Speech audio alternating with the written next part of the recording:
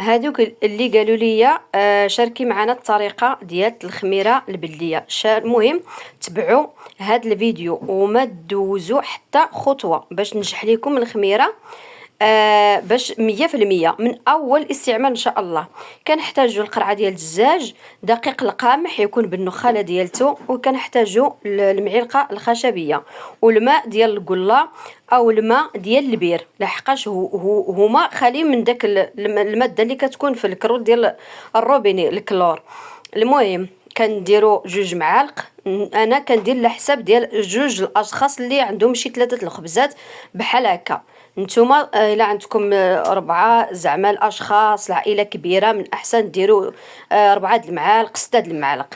المهم كنديروا الماء كيف ما كتشوفوا، خص ما تكونش العجينه قاصحه، الا قاصحه ما غاديش تخمر لكم، الا جاريه غادي تضيع عليكم، غادي تخنز وغادي تحمض لكم. من احسن تشد راسها كيف ما كتشوفوا انا كنوريكم، وما غاديش نزرب الفيديو باش تكون الخميره ديالكم ناجحه من اول استعمال، ما تكونش حامضه.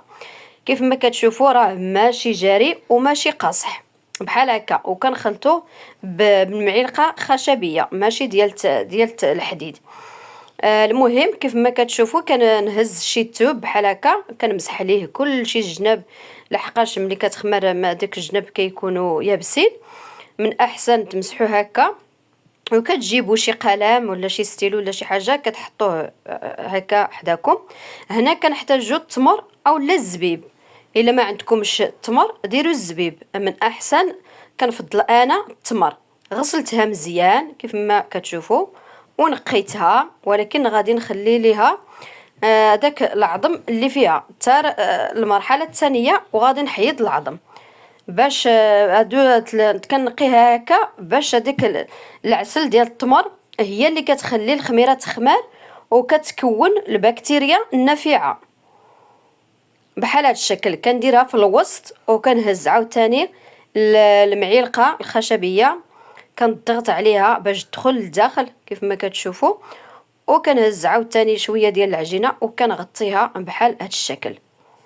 صافي ها حنا دابا سالينا المرحله الاولى. ما ديروش الغطايه، الا درتو الغطايه غادي تخنز لكم وغادي تحماض وما غاديش تصدق لكم.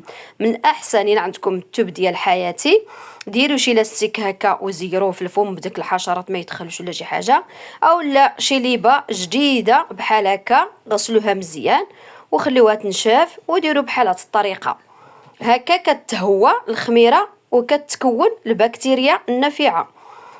المهم بحال هاد الشكل كنهز دابا هاد الفينتر او ستيلو كيف ما كتشوفوا باش نعلم لكم هكا القرعه. كنعلم فين وصلات باش ملي تخمر كتعرفوا الا دازت هاد ستيلو كتعرفوا باللي هي خمرات بحال هاد الشكل.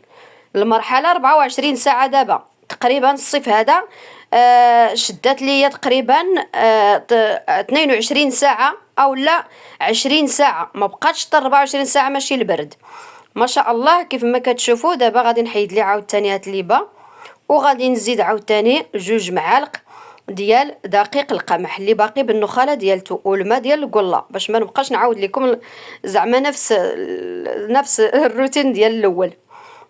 صافي الا درتو عاوتاني 4 المعالق في الاول، ديروا دابا 4 المعالق، ولكن انا درت 2 اللي قلت لكم راه زعما الخميره ديال العائله ما يكونش زعما غير 2 الاشخاص. صافي كنحيد ديك التميره بحال هكا حتى كنخلط ديك الخميره.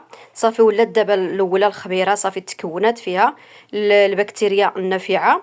كنخلطها مزيان مع الدقيق اللي ضفت ليه عاوتاني دابا، وكنعاود لكم ما يكونش عاوتاني جاري ما يكونش قاصح، لحقاش غادي نطول عليكم هذا الفيديو باش تصدق لكم ان شاء الله الخميره تكون 100% تصدق لكم ان شاء الله بحال هذا الشكل. صافي وكنجمع هكا في الجناب، كنهز ديك التميره عاود كنحيد ليه العظم اللي فيه وكنخليه التميره حتى تخمر ونعجنو صافي راه كلما كتخمر الخميره هاد التميره كتكال هذيك البكتيريا النافعه كياكلوا هاد التميره. صافي حتى ما بقاش فيها حتى حاجه غير شويه وكتعجنوا بها. صافي بحال هاد الشكل كنمسحو عاوتاني بحال هكا، كنمسحو ليه الجناب مزيان، وكنهز عاوتاني ستيلو اولا الفينتر، وكنعلم عاوتاني فين وصلات.